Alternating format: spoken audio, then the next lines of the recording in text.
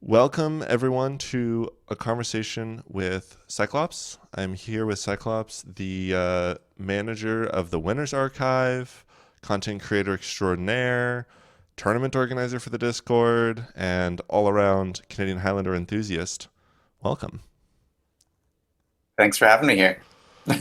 I'm excited to get to sit down here and chat because you touch so many aspects of our tiny little format, and I'm very curious to hear, a bit about your stories, some of these different projects that you work on.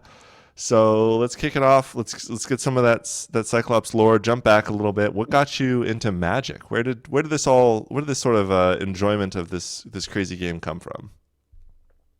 So I think I'm trying to remember because I played Magic a long time ago. I think it was during Avison Restored, and it was just over like the lunch table, so super casual. Hmm. I don't even think I played any format or anything. It was just like cracking packs and playing games.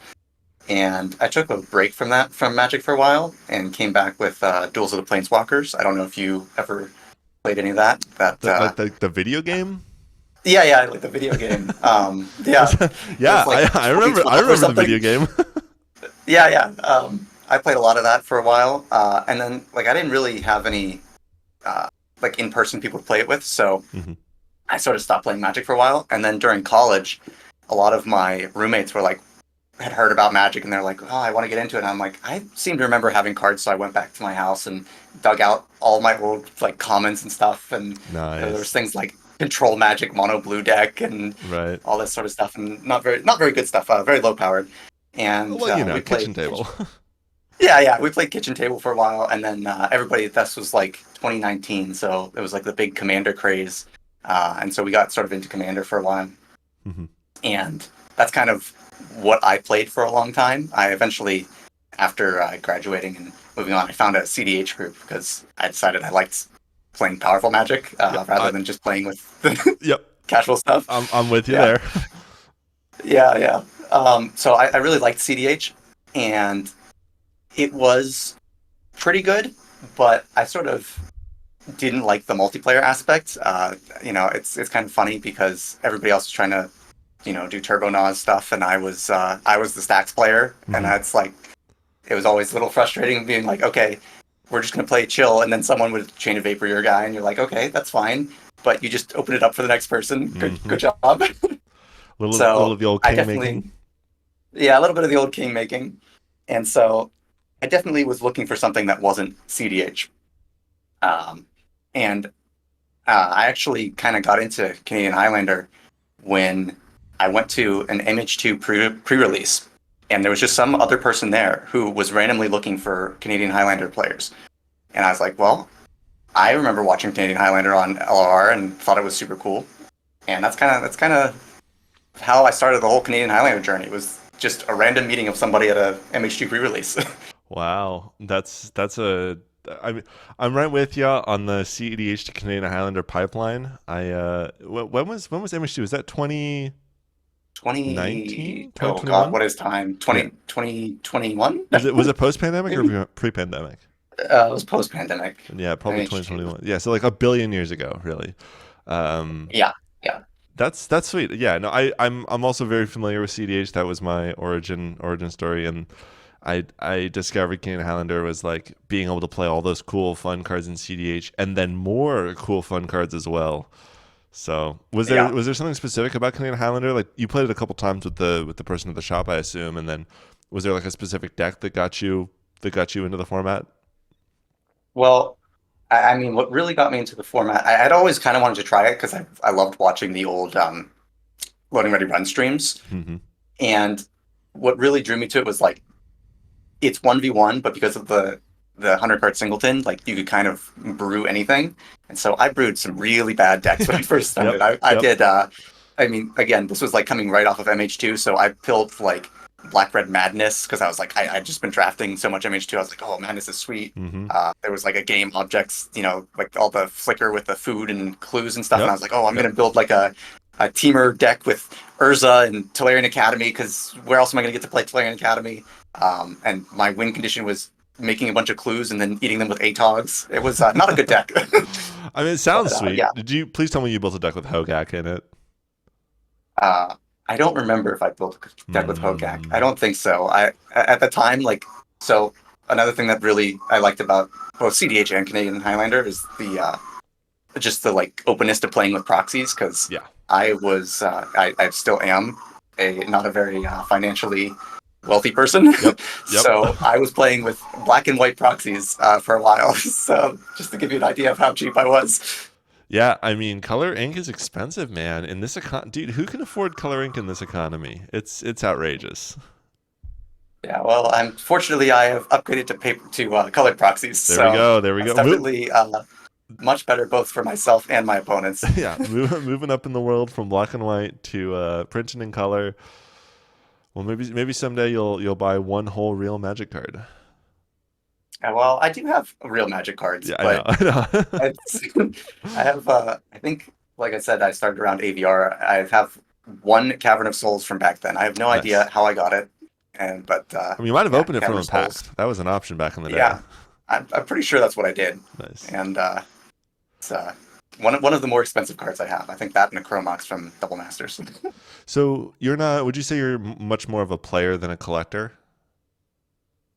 Yeah, I mean, I don't really.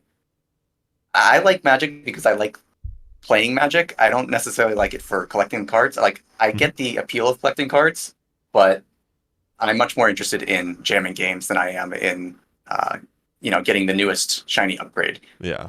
Maybe if I had already owned a deck in paper, then owning it, then like upgrading it would be more of like an aspirational goal. But Sure. since I'm sort of at the point where everything's just proxied, it's like, well, I'd rather Yeah. just keep playing. Yeah. I hear what you're saying. I hear what you're saying. Once I got the foil bug, it was bad.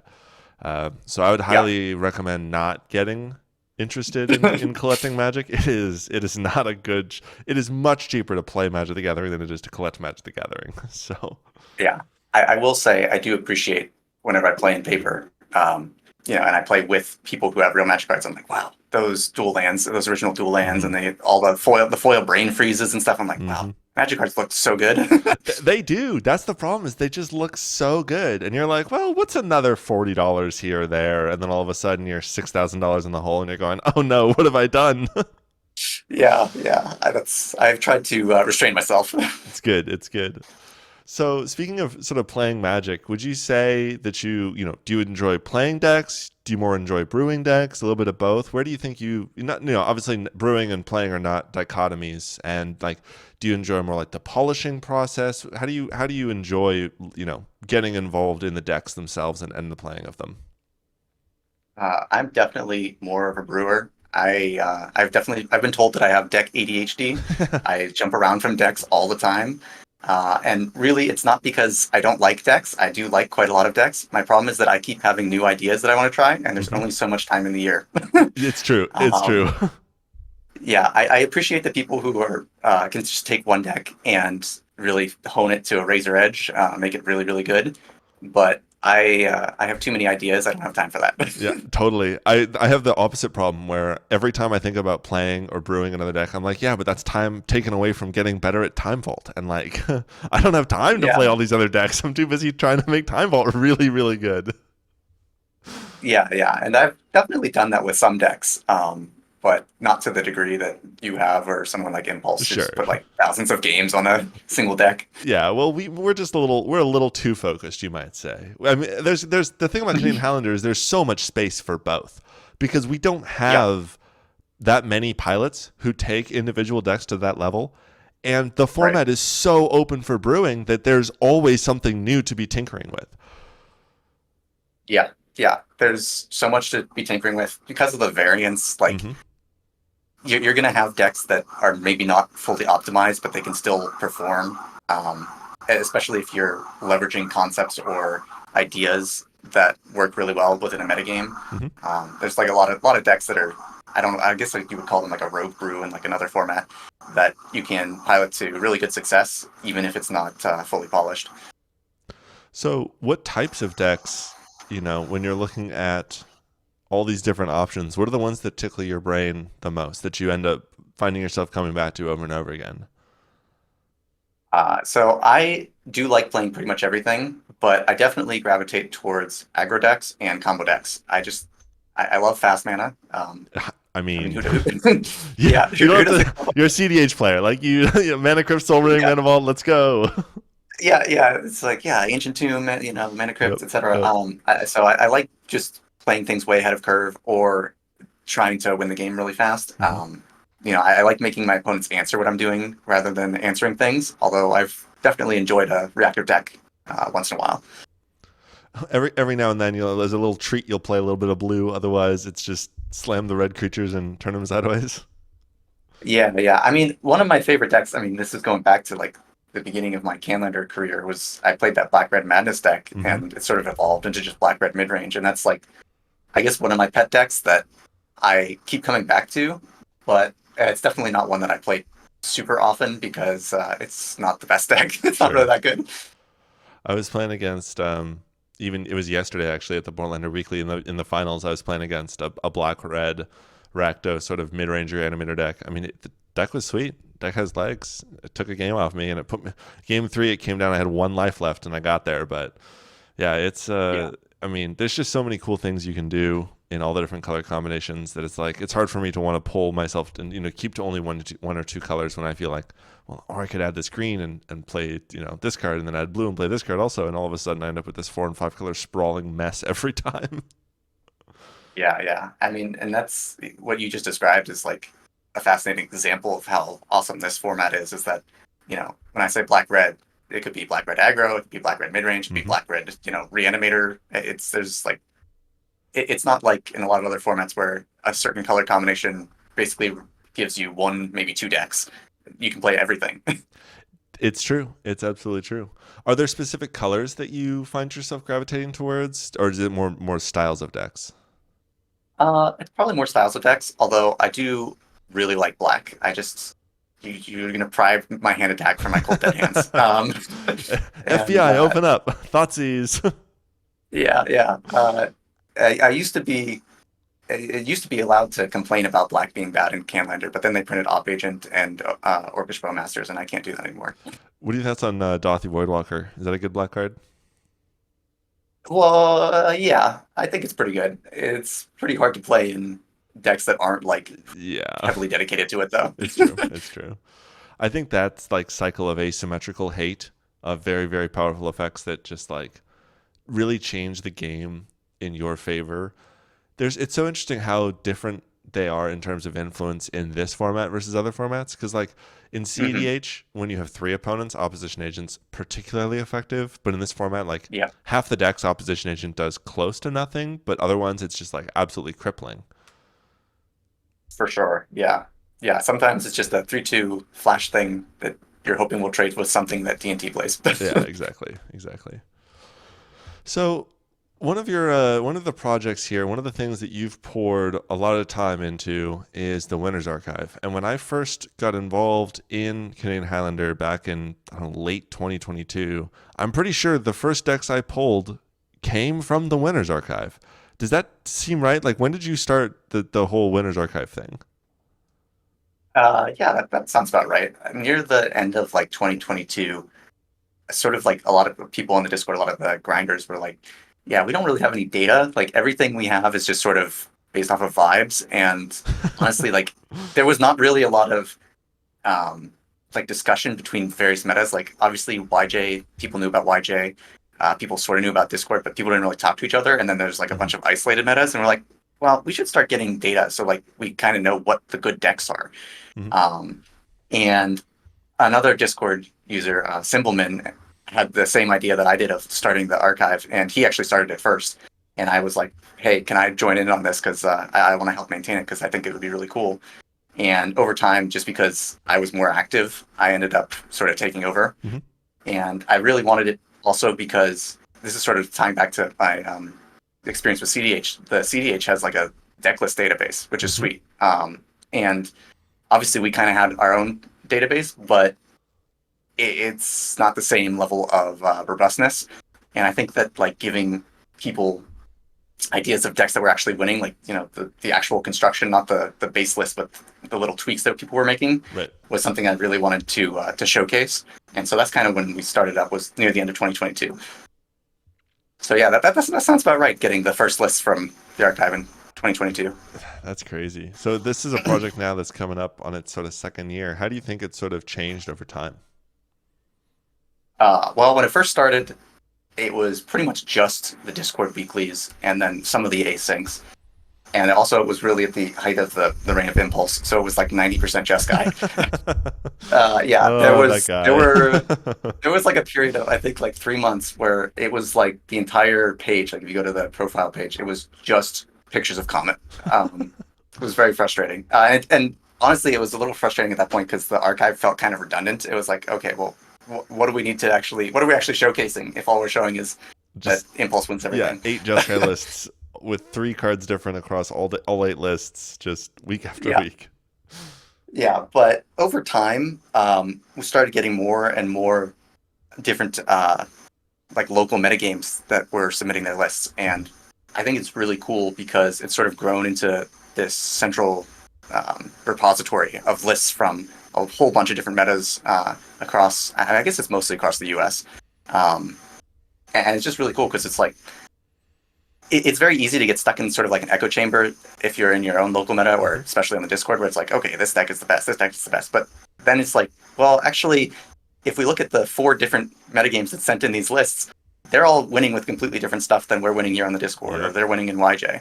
Um, so yeah, I think that the archive has grown into something that actually really showcases sort of the breadth of the format, and that's something that I think is really important. That's one of my core tenets. I used to hunt down people. I was like, I I need need your new lists. metagames. I need lists. I need new metagames because I really wanted to showcase that like there's a lot of different ways that you can play this format. Um, and just because the people on the Discord are the chattiest doesn't mean that we know what's best. And so As it's much as we really like cool to to think see. so. Yeah. So it's really cool to be able to see like, okay, this metagame is winning with like creature combo. This metagame's winning with reanimator. This metagame's winning with time vault. This metagame's got martyr tokens is going Yeah, crazy in Doomsday Breach, that deck and is it's like sick.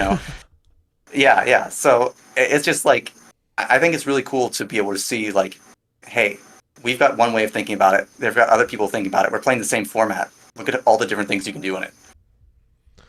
What do you think is one of the things? What is the biggest thing you've learned having maintained the database or the Winners Archive? The the closest thing that we have to a database over the past couple of years. Are there specific things that have jumped out as being like, wow, this is a really interesting lesson, an interesting takeaway, outside of the fact that, of course, there's these different metas with different decks that thrive within them? Yeah, I mean, there's definitely like some cool tech pieces that you can draw upon. I think I sort of touched on a little bit was like sort of getting out of the echo chamber is really useful. And I think it's kind of cool to think about, well, if a deck is winning in one metagame, how how does that affect the general format if it's not winning in other metagames? Mm-hmm. And so it's been kind of interesting to see like I don't do very much hard data collection on the actual list for the archive because that's not the purpose of it. It's more to spread information for people. It's not necessarily meant to crunch numbers, Mm-hmm. but it's very easy to say if you're in a specific metagame, oh, deck X is winning all the time. But it's more interesting to say, well, Jeskai Green is winning across 50 different events or whatever, Right. versus well, medium red keeps beating up our locals. Um, Yeah. Which so I decks think are? that's Sorry. Go ahead. yeah. Go ahead. It's like which decks are winning across multiple metagames versus which decks are winning only in specific metagames, and sort of like being telling about the strength of that specific deck because it tears up everywhere across the whole world. Yeah. And I just think it's really good for, especially now that it's so inclusive of a lot of different metagames. It's just really good at sort of challenging your expectations. You go and you say, "Oh, this deck would never win if it played in this event," but then you see something like there are lists like the Teamer Time Shift list that I look at it. Mm-hmm. I don't personally understand how that list works, but I've seen it win in It beat many me. different places, Like, which means it must be doing something good. yep. Yeah, so it's just like there are these things that like preconceptions that we have for deck building, and there's like a lot of general advice when you first come into a format. It's like you don't play super narrow hate cards like Rest in Peace or whatever. Or you don't play this or you don't play that. You got to have this sort of thing, and seeing how people challenge those expectations, I think, sort of broadens your view of the format. It lets you sort of get a better appreciation for how the format works as a whole rather than getting caught on the nitty gritty details. I think there's something to be said as well where there are people who, when not exposed to this sort of like mantra of deck building principles, like you should build it this way, when those people are left alone to tinker in their own environment and produce and refine something and then bring it to an event and do well with it, it ends up with like a complete, it paints the deck with a completely different brush than somebody who tunes it within the Discord, within all of the opinions and the people there, right? Like a Jeskai, the idea behind the Jeskai card quality is that you end up with all the best cards. But when you are able to depart from the quote unquote best practices to add in spicy tech, things that are tested that are not as empirically or clearly strong, you end up with things that are subtly or nuanced strong. And I think that's really cool. I think it's really cool how the Winner's Archive does have the ability to pull, like every deck in the Winner's Archive is given the same amount of gravitas, right? You're the first, first place, second place, but then you're just on a Moxfield list. There isn't some separate section for, 2K events versus weeklies. It's the same amount. Like do you think that's a pro of the archive, that it sort of flattens decks out in that way? Yeah, I mean, actually, that's kind of intentional. To me, it's really important that I'm not biasing the sort of the value of the deck by saying like this deck is better because it was in a bigger event, or this deck is better because it was played on the Discord versus another event. I think it's important that each deck is considered to be good on its own, and the judgments that you make are up to the viewer. That's why I try to include as much as possible any sort of event information or like rounds or the decks that appeared at the event, because people can make their own judgments about whether they decide an event was up to their quality or whatever. But on the front facing, this is a deck that won. I want that each deck is equally valid, because I think that's important to sort of avoid, biased reporting, biased data gathering. Sure, totally. I think that's something that's, even things like the CDH decklist database struggles a little bit with, and I've helped them with a couple different things. I've been a reviewer for them, and there's still some amount of bias that's introduced by the people who are managing it. With the Winner's Archive, it's just, you see everything and everyone everywhere. And that's what you were talking about, I'm gonna go find new metas. I'm gonna find new winners so I can add it to this archive to just paint as broad of a brush as possible. I think it does a lot. It adds a lot of value. Yeah, yeah. The purpose is to record, not to judge. Mm-hmm. How much time? Like I can only one of the things I noticed about you, and one of the reasons that I wanted to have you on, is because you do so many things in so many different places. Where do you find the time to maintain the Winner's Archive alongside everything else you do as a part of this community? Well, it definitely helps that I am currently job hunting and applying to grad schools, so I'm not stuck at a desk all the time. Sure, that's fair. Yeah, but it does, the maintaining the Winner's Archive for the most part doesn't take that much time. It takes, depending on the week, it takes roughly like 1 to 2 hours every week. Okay, that's It not depends too on bad. depends on how many things I've got, but I've got a pretty good system down for copying and pasting. It's basically like I duplicate the list, I rename it, I scan the list to see if Moxfield messed up anything with new printings, because they're printing new Universe Beyond stuff Yeah. that looks terrible all the time. I add the points to the list description. I exclude the cards that are like hybrid costs from the deck colors. So like, a black-red deck that has Deathrite Shaman in it shouldn't show up as Jund. Yep. And then, I add in some event info. And most of the events it's really fast. People either give me like the decks that showed up and the results, and I just copy and paste it in. And I have like the, event location, like what store it was at. Probably the thing that takes the most time is stuff for like the Discord weeklies, because I do the actual round information. I have to reconstruct that myself by going through the match records. Wow. But yeah, it takes, probably about 1.5 to 2 hours each week. Sometimes it's more, because when we have big events, like recently we had a Discord async end, that takes about 2 hours on its own to do, because I go through, I cross-link all the lists, I have to check what the records were. But it's, I have a little bit of an OCD about having a certain level of quality for things, and I don't know how much people actually check the primers, but to me, I'd rather do the job well and have it take extra time than do it sloppily. I mean, I certainly can appreciate that. I very much also understand the desire to, when you produce something, to produce it to a very high quality and a high caliber, because like, why do a bad job? I mean, I don't do all this work to do a bad job. I do all this work to do a good job. So spend the extra time to do it. I can appreciate that. Are you worried at any point that you'll have to, give it up or pass along, or you're not going to have time for the ability to maintain it as we move forward? Yeah, I could definitely see that happening. But there are a lot of people in the community who already do other things or would probably be willing to jump in and help or at Hmm. least share some of the responsibilities. So I think one of the things that's great about Canlander is that the community is really great. Hmm. So I think if in the future I had less time or I had to move on and take a break from Canlander, I'm sure that somebody would be able to pick it up.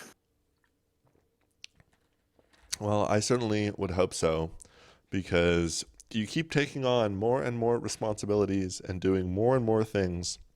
Like, I don't know, making a 5-hour video about every single archetype in Canadian Highlander. And that is an absolutely monstrous undertaking. Why did you get into doing content creation? You've already got the Winners Archive, you've already got the tournaments that you run. Why pick up making videos?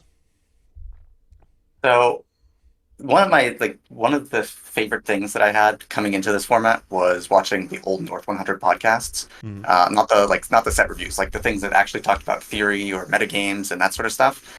Um, and I'd been wanting to do something for a while because I thought that we just sort of had a lack of content for Canadian Highlander because I love North 100, but they've moved on to be a set review podcast basically. Hmm. Um, and I hadn't really decided what format would be good because sort of in my mind was like it's got to be sort of like a podcast, like the way the old North 100 was set up. And what actually prompted me to start doing videos was your first video about the points philosophy. You Oh, just sure, you yeah, sat Yeah, you sat down with a Google Slides and a microphone. yeah. I was like, Yeah, I'm putting the lowest conceivable amount of effort into this. I'm going PowerPoint and a microphone. I did that in university. I can do it. I can do it again. yeah, but that sort of gave me the impetus of saying like, okay, I don't need to get fancy. I don't need to have like a custom thumbnail or a custom, intro or whatever. It doesn't Hmm. need to be like some super high quality entertainment titan sort of thing like what North 100 had. It just needs to be somebody talking about the format that we all love. And so that's kind of why I started. Honestly, I was like, okay, I guess I can do this. I know how to use Google Slides. I have a microphone. I have checked the two bare minimum requirements to produce a thing. It is time for me to make things. Yeah, Well, and you ramped that yeah, up and pretty quickly. yeah. Well, I'm the sort of person that when they start doing something, they go kind of all in. Hmm. I don't usually like start something and only do it a little bit of halfway. It's like I either don't do it or it's my thing. I make it my thing. I got you. Yeah, I mean the gameplay stuff I basically did because I think Fry Guy used to sort of do webcam stuff, and I was like, well, I'm already using a webcam for playing webcam weeklies. I have an OBS now because I figured out how to do it with Google Slides. Hmm. Might as well just hit record. I mean, fair enough. It's you're taking content that you were already making and making it content. Yeah, yeah, and I don't know how much it's not like super polished, but I figure people like watching this format, and if it entertains some people, it's worth doing.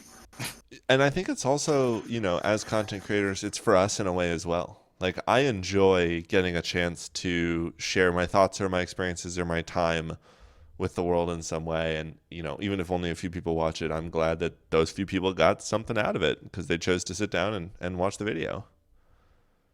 Yeah, and it's nice to have something that's a little more permanent than the Discord conversations. Yeah. Like, I love arguing with people all the time on Discord, but if you want to find something that's been said, trying to find something on Discord is not easy because everything No. is transitory and moves. Yeah. So Discord is being able definitely to not an sort of, archive. It's more of a chat messaging board, I think, than it is. It feels like the natural yeah, evolution of like those mid 2000s forums, where there'd just be like a Oh, thread oh and yeah, people would go back and forth with posts, and then at some point it would just get so that post or that thread would get so deep that if you yeah. brought it back to life, you'd be necroing it and everybody would be mad at you and you get banned from the forum. And Discord feels like the modern version of that experience. Yep, yep, yeah. You'd be on page 14. Somebody Yep, would post something in a thread that hadn't been open for 4 years. yep, yep. Yeah. So So yeah, what? it's nice. It's nice to have something solid. Yeah, absolutely. And I mean, so what? I mean, you've made a bunch of different videos about a bunch of different things. I've watched a couple of them. I can't say I sat through the full five. I think it was a 5 hours 45 minute Yeah, video. yeah, What yeah. what ins It was long. how much time did that take? Because like for one of my videos, like a 40-minute sort of debrief on a philosophy subject, I might spend 3 to 5 hours working on it. And if you multiply that, that's like a 25 or 30-hour video, and it perhaps was even longer than that because of all the deck gathering and analysis that you did because you're jumping from deck to deck. I mean, how much time do you think you put into that video? Uh, oh boy, I have to really think about that. It's a lot. It's enough. You don't want to. You don't want to. You don't talk about it. Yeah, well, the deck collection was not that hard because I'm already online on Discord all the time, and I basically just went into a bunch of archetype threads and was like, "Hey, I'm thinking about doing this video." People send me lists, and everybody was like, "Oh my god, I don't have lists. Let me share lists." Hmm. That's also another thing that's awesome about this community is it's like they just want to share lists. That they will talk about lists all the time. Um, so that part wasn't too hard. Definitely, there was a lot of like organizing things and figuring out how to paste stuff, and then also just like trying to figure out what I was going to say because I definitely didn't want to do any decks any injustice. I wanted Yeah. to give them their proper sort of introduction so that people coming in would know what it was, and people who main the deck are not going to be like, "You're crazy. You don't know anything about what this deck actually does." Uh, I would say it was probably like 40 or 50 hours when it was all said and done. But it's a lot of it's like assembling things into spreadsheets and then creating the PowerPoints where it's like you work for an hour or two at a time on this slide, you work for an hour or two on this Hmm. time on these slides. And then it was maybe, I don't remember how long it was for recording, probably like 4 or 5 hours of recording. Honestly, editing was the longest part. It's a Yeah. nightmare. Yep. That's one of the things that I just can't bring myself to get involved in is video editing. I feel like it's just it takes such a disproportionate amount of time to produce something. And I know part of that's just like I'm not good with the tool, but I can't Mhm. imagine trying to edit that much down. I feel like I'd just get mad. Yeah, well, I'm definitely not like a professional video editor or anything, but it's sort of the same way with the winner's archive. To me, it's like if I'm going to do something, I'm going to do it Hmm. well, or at least good enough within the abilities that I have. Because I'm not like a supreme video editor. I don't know how to do everything super quickly. Yeah. So yeah, it's just I wouldn't be doing this if I didn't like doing it. Yep. It turns out that like even though it is a lot of work, uh, I like doing it, and so it cuts into time that I would be playing Magic, for example. But I like doing it, and I like being able to give back to the community. So it's time that I'm willing to spend. So, what do you think the future looks like in terms of content creation for you? Are there other videos you have in the works now? Do you think you're going to be at it for a while? Are you, if you end up, getting going to grad school and getting stuck up in whatever you decide to study, do you think that's going to take a toll on your desire to continue to make stuff, or do you think you'll be making stuff for a while, at least when you have time? I think I'm probably going to be making stuff for a while if I have time. Obviously, if I get into grad school or finally get a job, um, I'm going to be a lot busier. So as it is, I probably can only really output like one theory video a month. Hmm. But there's so much to talk about with this format, Yeah. especially because there's not really been people talking about this for a long time. So yeah, I just would love to do more theory content. I would really like to do some community collaborations, obviously, sort of like this, honestly, Yeah. because I think that there's a lot of like high level theory content that you can give a presentation and it'll get to people if they can bring themselves to sit through it. But it's not the most engaging way to talk about it, Hmm. and being able to have a conversation with people and sort of go back and forth is one of the better ways of actually exploring various concepts. I agree. But obviously that adds another layer of scheduling and coordinating with different people. So it's I don't know, it's something I would like to do going forward. Yeah. Um, People are I busy. think yeah, people are definitely busy, but I think that one of the big things is, like I said, this format is so good with the community. All the community is always interacting. Mhm. That I think it's doable. I think so too. I think so too. And I reached out a couple, it was a week and a half ago or something to make sure that Hmm. we could get something put down because my schedule was so packed. And I certainly wish Yeah. I had more time to make more content of my own. There's so many things like I have to sort of sit down and set aside a solid 4 or 5 hour chunk and just make it all in one go because Hmm. when I've got the juice and it's all flowing, I can produce a lot of stuff really rapidly. But jumping in and out of content creation mode is really hard for me because I'll just start getting the ball rolling, on a lunch break, and I've got 40 minutes, and I'll get 20 minutes in, and I'll be like, okay, I finally got what I'm gonna say, and I start rolling. I get 20 minutes of productive time, and then I have to stop and go back to work. So it's really tough for me to jump Yeah. sort of in and out of it like that. Do you work best in these sort of like intense spurts, or do you sort of peck at it over time? What's your sort of working style?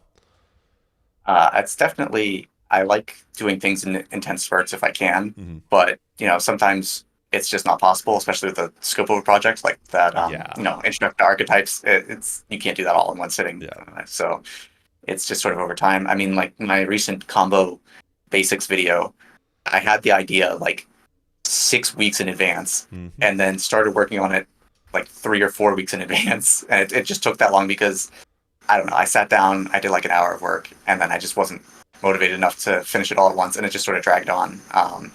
And it's just definitely better if you can get big chunks out of the way as opposed to pecking at it. But you got to work with what you can for what your time gives you. True. You threw a bunch of math in that video, which, as somebody who did a decent amount of math, I understood most of what you were talking about. Are you a math major, or is it just something you just Yeah. like numbers? Oh no, I've got a math degree, so Well, there I've you got go. a That graduate in math, and yeah, I'm trying to move into the data science field. So I'm big on numbers. I try to not scare away people too much with it, but it's definitely um, it's definitely something I love and part of my background. So I like being technical about things sometimes. well, it sounds like we need to start collecting data from all these metagames somewhere and start building out some sort of database with all this tournament data. I've started recording my own just for my own Hmm. purposes, but I think it'd be really neat to have some sort of like matchup spread, just so that we have a Yeah, sense of like what decks are beating which other decks. But we gotta collect the data first before we can even begin to start parsing it, and that's a challenge unto itself. yeah. I mean, like pretty much any community effort, you got to get everybody to buy into the idea first, Hmm. and then you can start the process, and you won't really get a payoff for quite some time because you need some time to get enough data to have something meaningful. Well, I mean, to get data, we have to run tournaments. What's your thoughts on the tournament scene right now? You are a tournament organizer for some of the online stuff. What are your thoughts on all of these metas? As you obviously you have probably some of the best insight of anyone into what metas exist and sort of where they are and what's winning in them. What do you think? What do you think about tournaments in Canadian Highlander right now? I mean, I think considering the size of our format, it's doing not bad. I think if I was looking at it, we've been averaging about one big paper event per month, which Hmm. is not the worst. Unfortunately, it's all really centralized on the West Coast.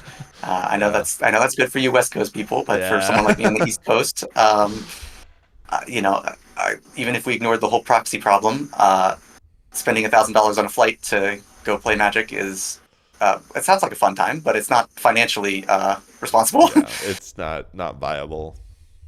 Yeah, I do think that one of the issues that we have currently with big tournaments, especially the paper tournaments, is the lack of proxies. Hmm. Most of these tournaments are held by stores that are either running it as a side event to a bunch of sanctioned events, or they just are not otherwise not willing to do proxies. And this format's expensive. Yep. If you wanted to play with power, that's like you're looking at a five figure deck there. Yep. Um, so I think that some of the best things about playing on things like the Discord or a bunch of local metagames is the acceptance of proxies, because it really lets people play what they want to play and actually optimize, as opposed to just being sort of bound by whatever their financial means are. I think that if we were able to crunch the numbers, we'd see a lot more Soul Rings at paper events than we'd see Moxen, Oh yeah, for and vice sure. I versa. mean, Like for all the online I mean stuff. that's almost the entire reason, as far as I know, that like Lotusless Breach is even a deck, is because people wanted to play Breach, but a Lotus is Couldn't afford a Black Lotus. Yeah. yeah, exactly. Yeah. So So, what do you think? I mean, there's obviously this proxy difference. What do you think some of the other differences between the online and the offline metas are? I think that the Discord meta is. I'm going to just use Discord as like the general Hmm. catch-all for online as opposed I, to offline. are there many other? I don't think there's many other online spots that that Canlander has played other than the Discord. At least not yet. Yeah, there's like there's another server, the Untapped League server that Oh yeah. hosts events. It moves a little slowly. I think they get like approximately one tournament per set release, Hmm. if that. But yeah, it's mostly the Discord. I think the Discord meta tends to shift decks very quickly. They're more likely to adapt, mostly because it is 100% proxies, and if you're looking at things like Cockatrice, you don't even have to bother like resleeving or printing out a deck. Hmm. So being able to switch decks is really good, and this has sort of got like upsides and downsides. Like on the one hand, you have probably fewer deck experts because people are not bound to one deck, so they're not going to like hone that deck to the razor edge. You do have people who do that because they like doing that, Hmm. but It's just less people aren't common. required to do that. Yeah, it's less common. Um, but it does mean that like if something is taking over, people are usually able to adapt really quickly because they're not sort of stuck into, well, I can't switch decks completely because that would be $1,000. I'd have to drop $1,000 Yep. on new dual lands. Yep. Um, yeah, I think that Discord meta is predominantly kind of blue. There's a lot of blue players, mostly because the really good players in the Discord really like blue decks. Sounds like an eternal format. Yeah, that's for sure. But I think even a couple weeks ago we had a weekly where 21. It was a 21 person weekly, and 11 people brought blue decks, so it was like 50% blue. Yeah. um, but yeah, I'd also say that like I don't want to say that people don't test things, but because it's so easy to optimize with like 100% proxy policy, I think people tend to gravitate towards the really strong decks, and they don't necessarily find the sort of niche things that are like the new unknowns or the new hotness. Hmm. Something like Mardu tokens doesn't evolve quite as naturally in something like the Discord as it does in a place like YJ. I think also people who play in paper form an emotional attachment to the cards, like the Hmm. literal cards that they have to sleeve up and bring. Like I don't have any attachment to the pixels on my screen when I sleeve up a cockatrice deck, but the fact that I have brought the same time vault to every event that I play, like I'm attached to that card. Like I want to put that card in my deck because it's the one that I bought to play at a tournament. And I think that's a thing that people have when they play in person is that you also end up with these like memories of casting this physical card in your hand. And like I understand that there's some of that on webcam, but I think it doesn't have necessarily the same resonance as like sitting face to face with someone and being able to see their smile as you do something ridiculous or crazy. I think that's Yeah, a cool part. I do agree with that. I mean, I'm a little biased because I do play a lot of webcam because it's the most accessible for Mhm. me. Um, but there's definitely something to be said for the memories that you make and the connections you get playing in paper. It's like, th- my friend's got a goblin deck, I'm always losing to the goblin deck, so I brought this thing for the goblins. And like Right. that and cements itself into your head of like, that's a cool card. That's a card that has performed well for you. It gives you better connections for sure. And some people also find webcam, especially like very difficult to keep track of Hmm. compared to in paper board states, which definitely contributes to some of those connections as well. I agree. What do you think what do you think the future of Canlander tournaments is going to look like? Are we going to see growth into command fests, into these bigger and bigger events? Are we going to finally get a big East Coast event? Do you think there's going to be larger online events? What do you think needs to happen to see us grow beyond this sort of like highly centralized West Coast in paper tournament dominance? Yeah, I mean, it's sort of a nuanced and hard question to answer. I think that Good. like, yeah, it's a big question. Yeah. I think the hardest part is that most of the tournaments that are sponsored are sort of run by LGSs that have a local Canlander scene, and then they like make a bigger event. Hmm. And selling Canlander as a format for an LGS to pick up is a really hard sell because most of the time you want proxies, and you are asking about a format that is like a fan format. It's really small. You're not necessarily have that. You don't necessarily have like that value proposition of I'm bringing in people who will be buying things from the store. Right. I think things that probably need to happen are sort of an acceptance of proxies, because people will travel to play for things like Power, and they will pay entrance fees, but not necessarily if they don't think that they can win an event. And honestly, all the events right now that are big paper events are just like, I don't know. Like if I went to a paper event, I don't know if I would be able to compete because I don't have the necessary card pool. I'd be trying to borrow from people, but I don't know if I'd be comfortable borrowing, $4,000 worth of cards Hmm. to participate in an event to do that. There are like vintage events that fire, and vintage is not a big format either for that matter, but they play with, some amount of proxy limit. And I think that is something that events need going forward if it wants to sort of open it up to the wider Canlander community as opposed to the people who already are invested enough that they have their decks in paper. Yeah, if you already own the paper Canlander cards, you're going to go to the events anyways. But if you want to Yeah, grow, you're not going to be able to pitch someone on a format where they have to buy a Mox Sapphire to sleeve up their deck. It's just not going to happen. yeah, exactly. And I'm not 100% sure how we would get that value proposition, like get that idea out to, command fests or whatever, because most of those things are run by people who are all about being like above board with WotC. We Hmm. want everything's got to be sanctioned, no proxies. So I don't know how you break that barrier, but I would love that barrier to be broken because I think it would really sort of open the floodgates for more ability for in paper tournaments. Yeah, I think so too. I think that's another challenge that another, a kindred format, of course, that you and I both have experience with CDH being, being an underground format that in some ways was even shunned by the rules committee and just, Hmm. reasonably so, given the philosophy of Commander.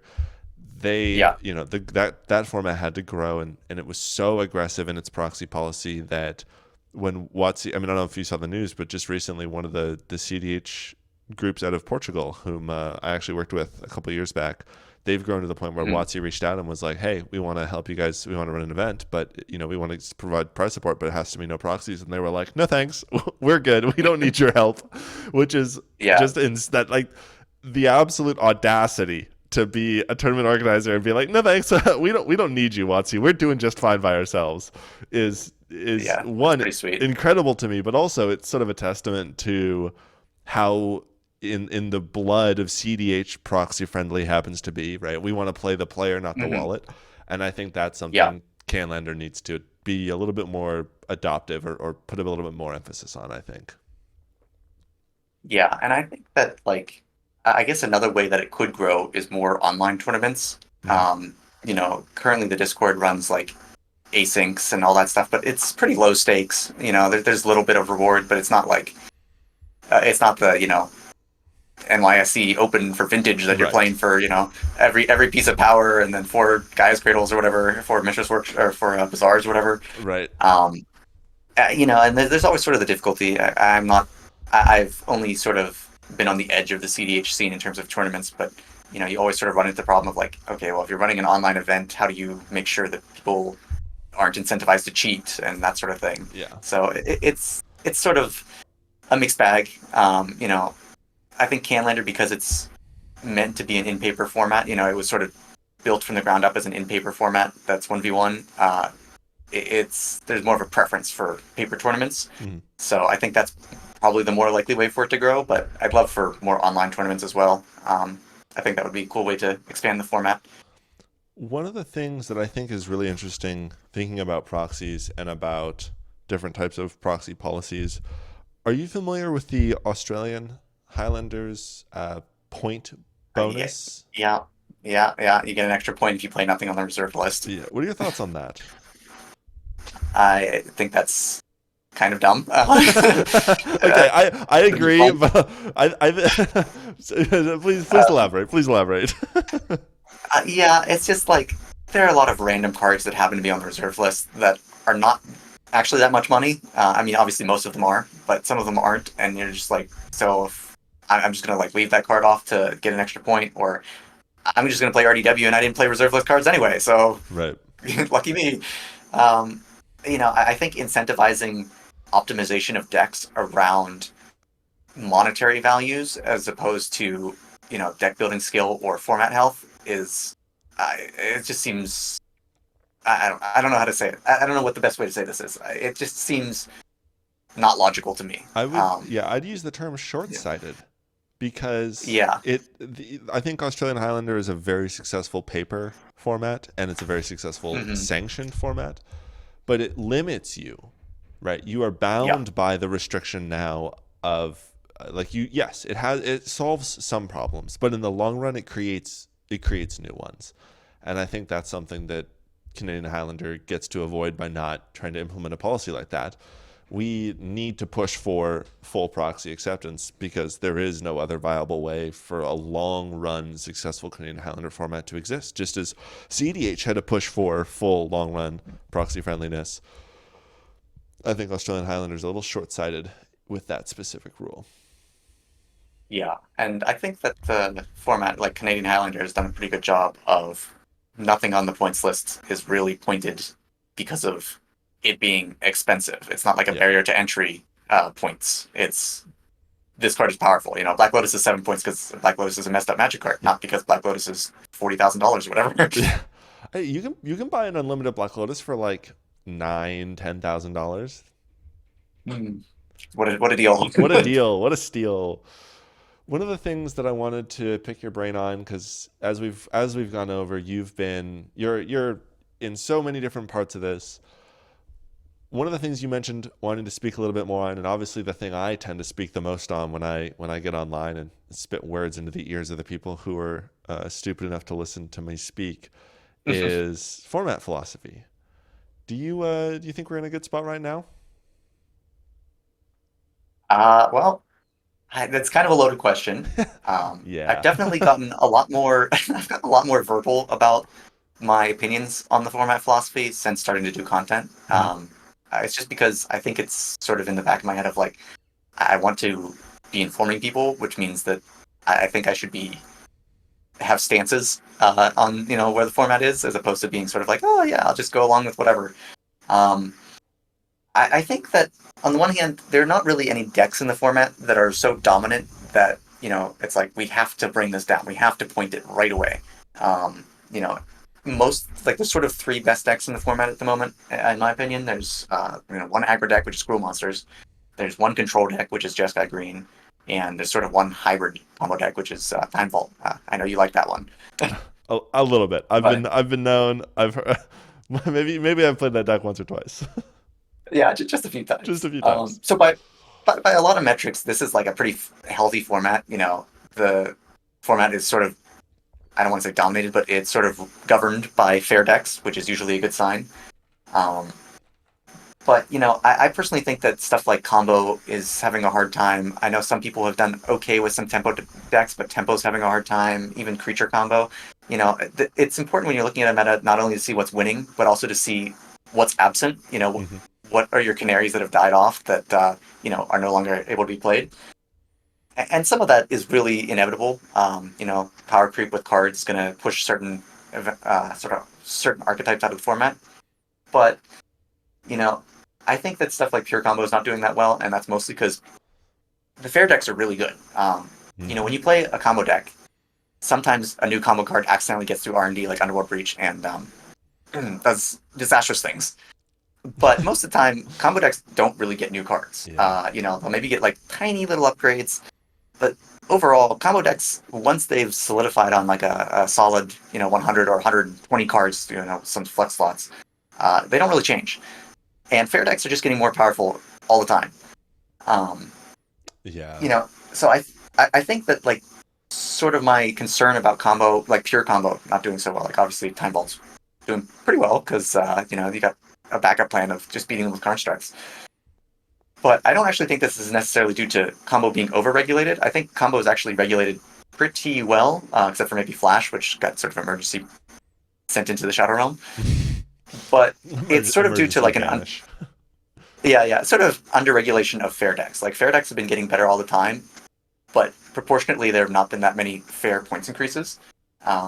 I've talked a lot about this on the Discord, but I think Wonky Wombat on the Discord brought it up, and I think you phrased it really well. Is that the points list was originally designed to contain all the most egregious design mistakes, and that used to be, the Moxen, the fast mana, the broken tutors, the broken combo pieces. But the recent broken cards are things like Minsk and Boo and Fourth Airlingus, Mm-hmm. and dare I say stuff like Comet or Radovon or whatever. Yeah.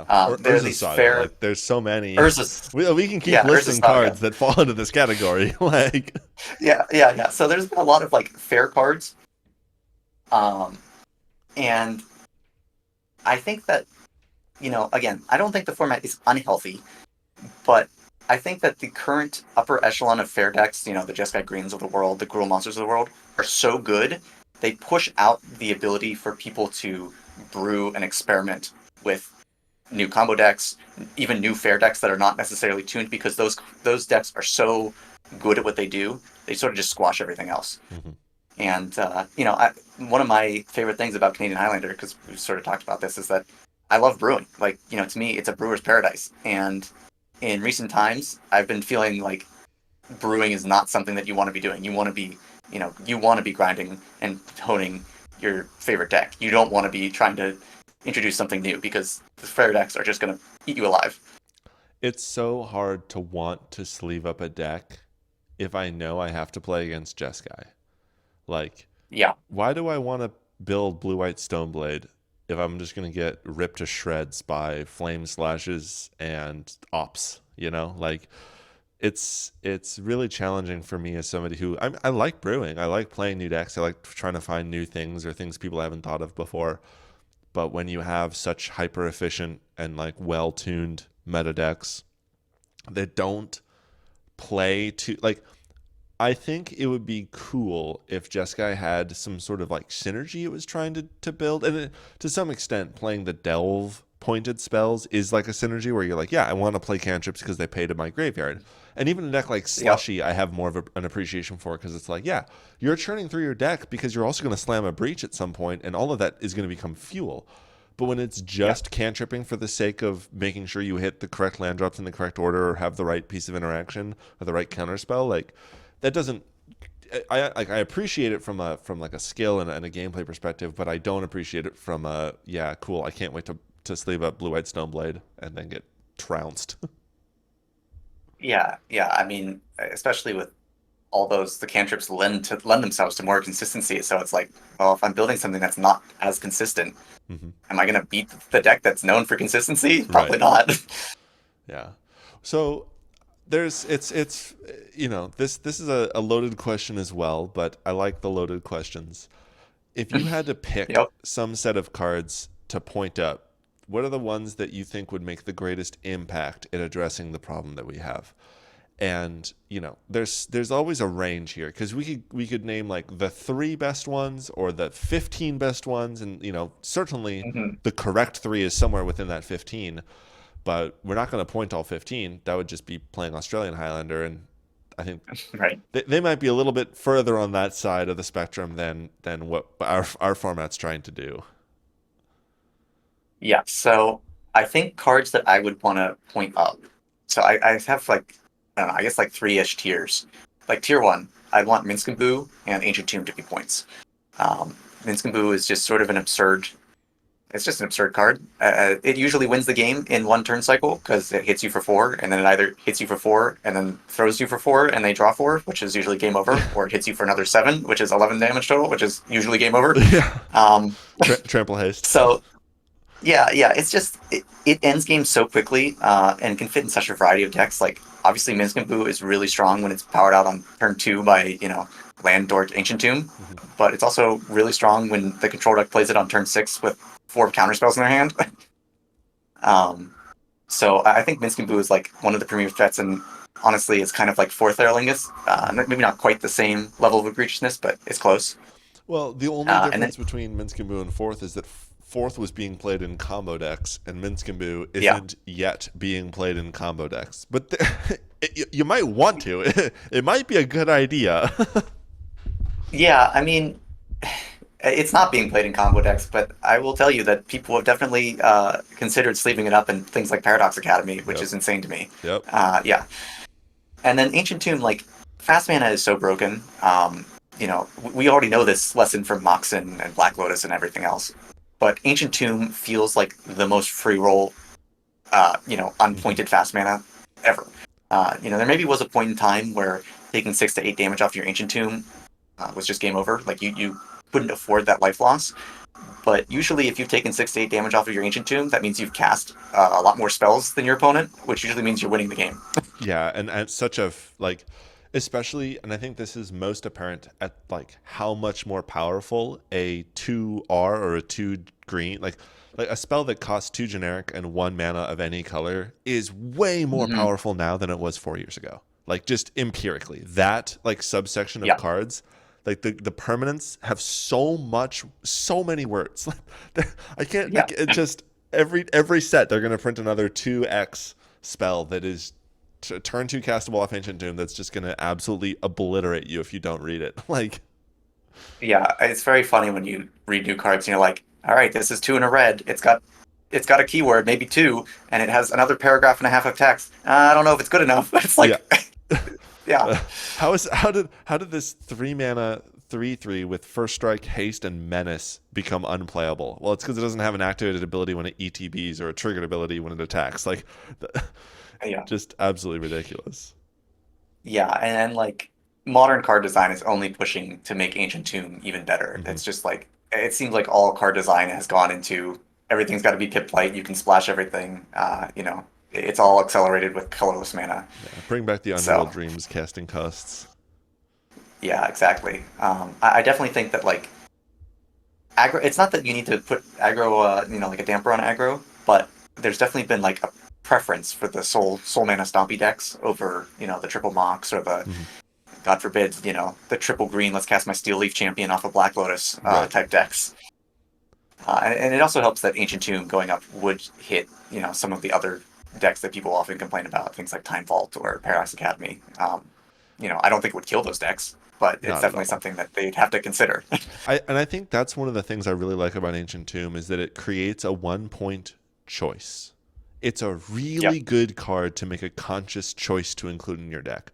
And that was the thing that I felt the most when fourth went to one. I was like, wow, I'm excited to pay a point for fourth Earlingus because this card is so Yep. good. Like and it's a strategic choice. Like I have to make a conscious decision to include this card because it's good enough and it's generically powerful enough and it's flexible enough to really justify that 1 point slot versus even, and we can talk more about cards that are on the list that maybe shouldn't be, but like I don't feel good about paying a point for Umezawa Jite, but I feel good making a Yeah. point, paying a point for fourth, and I would feel good paying a point for Ancient Tomb, and I think that's a sign Yep. to me at least that it might be worth a point. I think so. I agree with you, and I agree. I think that same argument can be played for Minsk and Boo. I would definitely pay a point for Minsk and Hmm. Boo. Yeah, that's like, yeah, no, this is a 1 point card, yeah, and you're gonna die to my boo. Like, Yeah. here's a 4/4. Anyways, here's a 7/7. Anyways, here's a 10/10. Oh, you're still alive? That's crazy. So yeah, I mean, my tier two of like cards that I think could be put on the points list, and you should ask like what cards need more points. I Hmm. don't think anything on the points list currently needs more points. Sure. But I think that there are things off the points list that can make more points. So sort of the tier two, like tier one, I think most people sort of agree. Minsk and Boo and Ancient Tomb are good cards. Hmm. Things that I would consider would be things like Ragavan, things like Urza Saga, Mystic Sanctuary or White Bloom Adventure.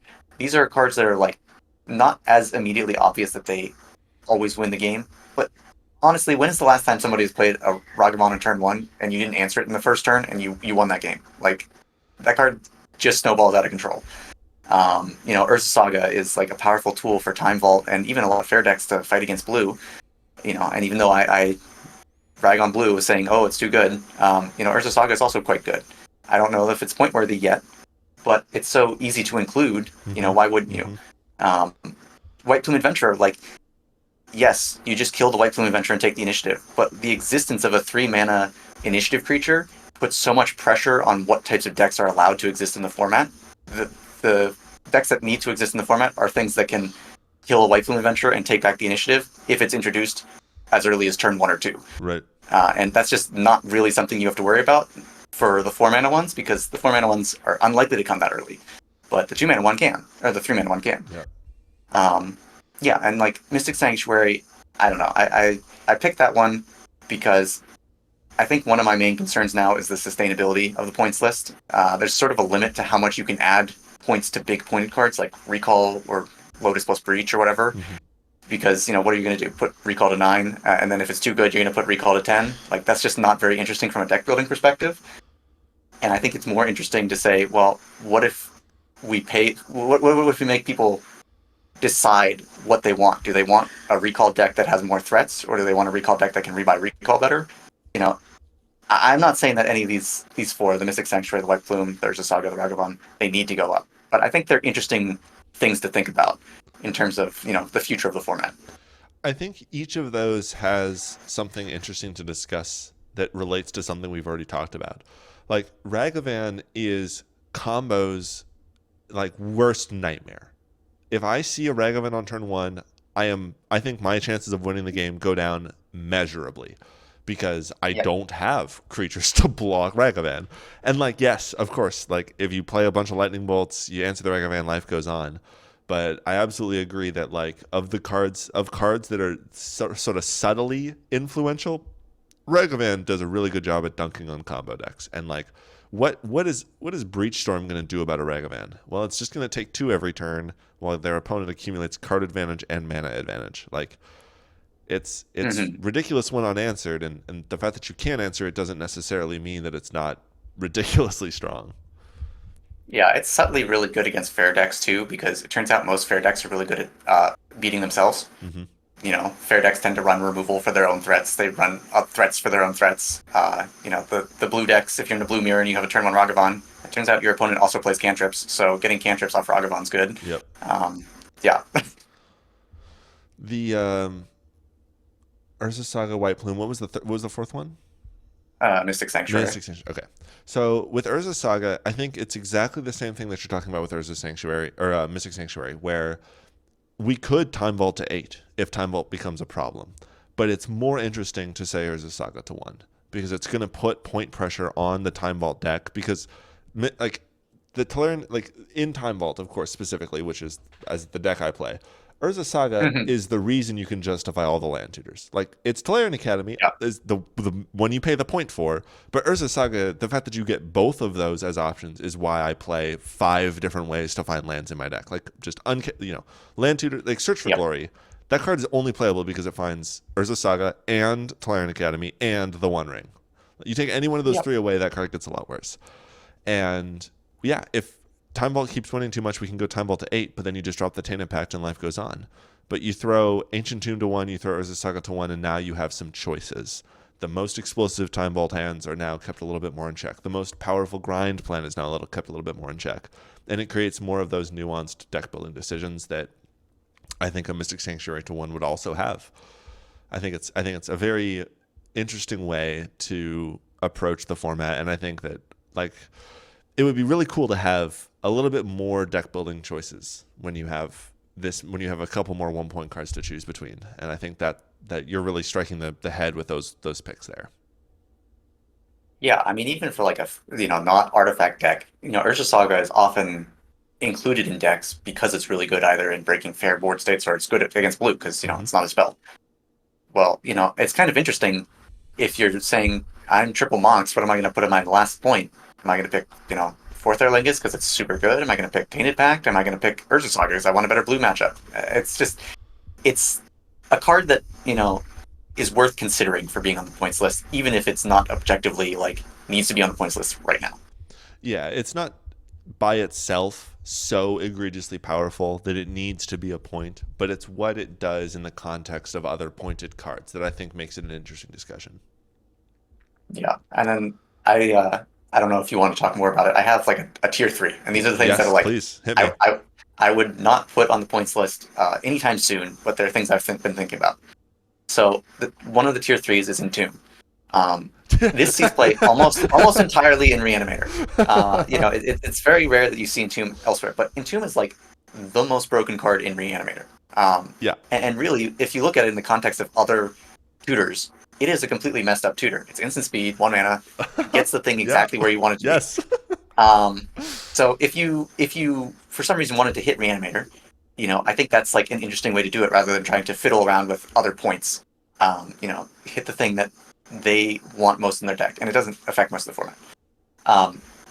Again, this is not something that I'm going to crusade for 2-1, but it's something I've been thinking about. We were at the Cosmic Games event last Saturday, and 3 Reanimator decks made the top 8. And so we started joking, Entomb to 1, and then all 3 Reanimator decks lost in the top 8. Like, none of them made the semifinals. And we were like, okay, no, it's fine, never mind. Entomb can stay at 0. You guys are, sure, you put 3 in the top 8, but like, none of you won. So clearly it's not that good. So that's why I was laughing that the first one you mentioned was Entomb to 1, because we were having a joke, having a laugh about that one last Saturday. Yeah, that's pretty funny. Another one I've been thinking about is Force of Will to 1. And I know, Force of Will is the thing that blue decks need to be able to compete in the format. It's a crazy eternal format. You can't have an eternal format without Force of Will. But the thing is that this goes back to like making decisions. Force of Will is not really that amazing against most other fair decks, because there's not a lot of stuff that you really want to 2-for-1 yourself for. Obviously, you want to get rid of like mana crypts and that sort of thing, or the Minsc and Booze of the world. But it's really strong if you're in a blue deck and you're trying to play against combo, because it lets you tap out, it lets you have free interaction, it's great. And a lot of combo decks themselves do play Force of Will. So it becomes this idea of, do I want a blue deck that's better against fair decks and doesn't have Force of Will, so maybe it's worse against combo, or do I want to have that safety valve? And if you're combo, you have to say, well, can I really afford to put Force of Will into my deck? Or, do I have to spend all my points on my combo pieces? Right. I think one of the things with Force of Will that makes me a little bit more resistant is that I don't think I'd want to spend a point on Force of Will. Yeah, that's fair. It definitely feels like a tax, unless like cool thing. That's a good way to frame it. Yeah. It definitely feels like oh man, I guess I have to pay a point for Force of Will if I want it, as opposed to I get to pay a point for my Minsc and Boo or my 4th. Yeah. So that's why it's in this tier 3 and not in tier 1. Yeah. And then the last thing that I had was sort of these. I picked some wild ones because I wanted some controversy. It was Murktide Regent to 1. If we're talking about like premier threats of the format, Murktide Regent is probably the best. I don't know how to say the best, because obviously 4th was the best at the time, and then Minsc and Boo maybe, and whatever. It's one of the best threats for blue decks. Period. It's so easy, especially with the already built into the Delve Cantripy Xerox game plan, to just have like a turn 4 8/8 or 7/7 that is backed up by counter magic and just ends the game. And I don't know why that's considered okay, but it's quite strong, and I think that people would probably be. I don't know whether people would be happy to pay a point for Murktide Regent, but it's definitely a thing of like, if you're playing a blue deck and right now you get to free roll all these super cool threats, you feel great. Mm-hmm. But then if you have to start paying for them, you start thinking, well, is it better for me to have more threats or more card advantage? Mm-hmm. Can I replace the threats? Are the threats actually as replaceable as we say they are? I don't know. I think it's interesting also to note that almost every card you've mentioned is worth points in Australian Highlander.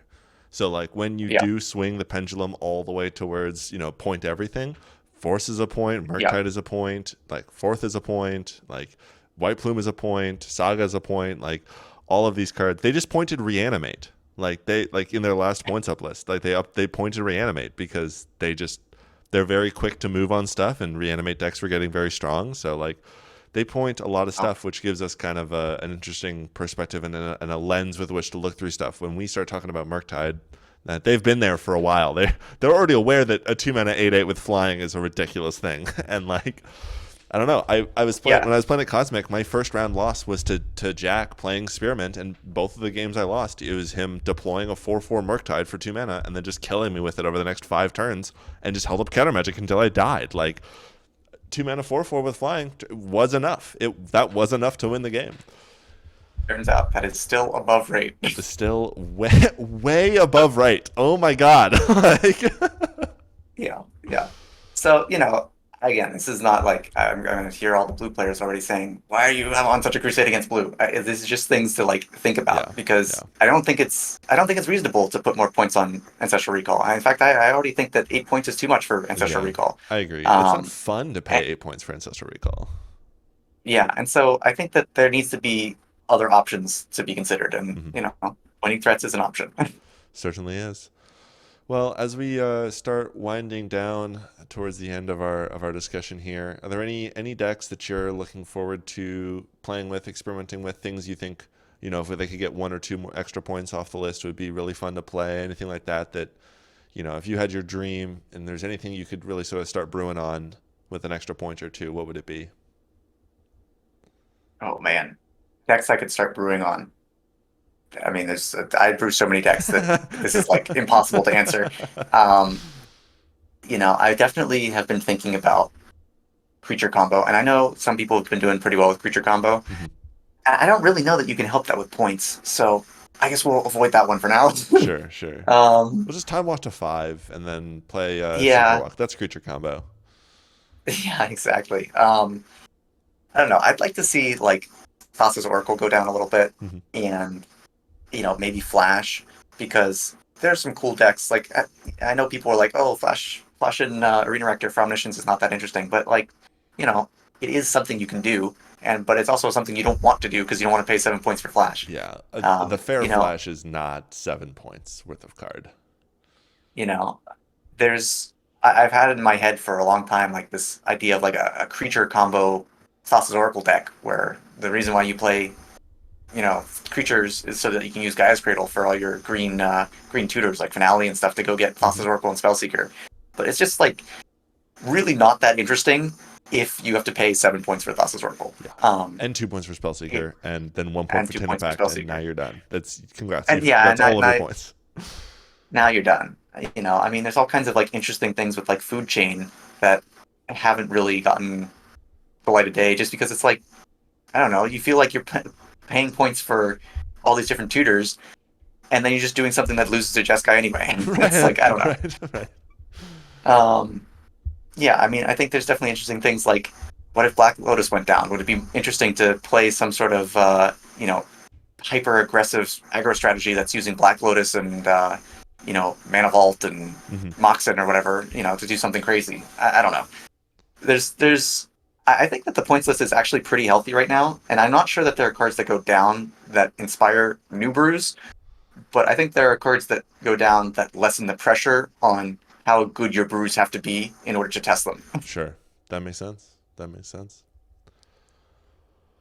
Well, So, what about you? Do you have any interesting brews that you would like to play? I Where think you, that Thassa's Oracle one is so I the reason I ended up on Time Vault is because I couldn't figure out a way that could competitively justify playing Thassa's Oracle. Like I came from yeah, CDH and I wanted to play Thoracle, and so I played an Esper control version, I played a Sans Red version, and eventually I was like, well, I want to play an A plus B combo, but there's nothing that synergizes with Thassa's Oracle. Like there's no direction that Thassa's Oracle pushes you towards, right. because it's not really like the only thing that you have. Half of it's a creature, so like there's some Hmm. creature combo elements there, but the other half is an Yeah, instant, so you need to be able to also find an instance, and then from that, like there's no other real direction that it's pushing you towards. Versus like Time Vault builds itself in the sense that like you're supposed to play artifacts. Like you're gonna yep, do well if you put artifacts in with the artifact combo deck. So I would love to see Thassa's Oracle down a point or even two, because I think having a Thassa's Oracle deck that makes sense within synergy, I think would be a very cool thing. And you know, like you mentioned, creature combos a little bit rough around the edges. I brewed a couple Time Vault decks that were like sort of fair, or not Time Vault, Time Walk decks that were sort of fair Time Walk, like Yeah. with Okay. regrowths and stuff. Just like play an Explore with Jace the Mind Sculptor. I think that would be really cool. Yeah, Some of it is being conscious of the fear of the combo deck, right? Like Time Walk made 7 points because Spellseeker was 3 points because Seeker Walk was a top tier deck. And yeah, if the council is very slow to point changes, if they make a big change and Seeker Walk becomes the best deck, they may not want to have to make a change to fix that for some number of months. So them for taking a sure. more conservative hand there makes sense, but I don't know. I think some of these 7 point cards and like it would be interesting to be able to play with some of the 7 point cards with a little bit more, I guess, generosity. I think some folks were talking about Flash to 1, Hulk to 6, or something along those lines, which is like again neat, Hmm. adds complexity to the format, and it isn't as intuitive, right? People who know Eternal formats will Right. be like, yeah, Flash 7 points, that makes sense. I know what Flash Hulk does. I've played Hmm. Legacy back at one point in time. Um, but Protean Hulk at 6, Flash at 1 is not necessarily as clear. But I think, you know, flashing Atraxes or Lord of Changes, like Flash would be a cool Yeah. card to have in that sort of domain in that line of play. And Triplicate Titan or World Spine Worm or something.